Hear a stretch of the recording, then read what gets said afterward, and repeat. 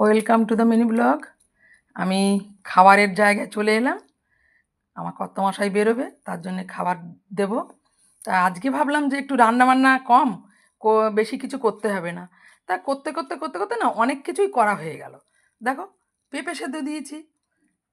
যেদিন ভাববো যে আমার রান্না কম সেদিন বেশি করতে হয়। পেঁপে সিদ্ধ, রাঙালু সেদ্ধ এই করে নিয়েছি।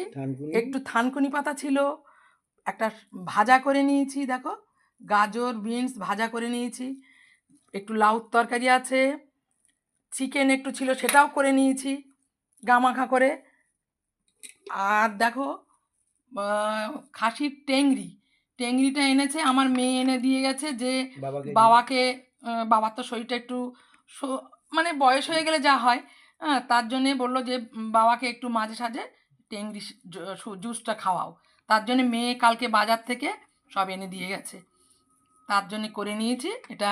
প্রেসারে করে একদম সিটি দিয়ে, খুব একদম তেল মশলা কিছুই দেইনি, এইভাবে দিয়েছি। এই হচ্ছে আজ আমাদের খাওয়ার রেসিপি। তোমাদের কেমন লাগলো একটু জানিও তো। চলো আমরা খাওয়া দাওয়া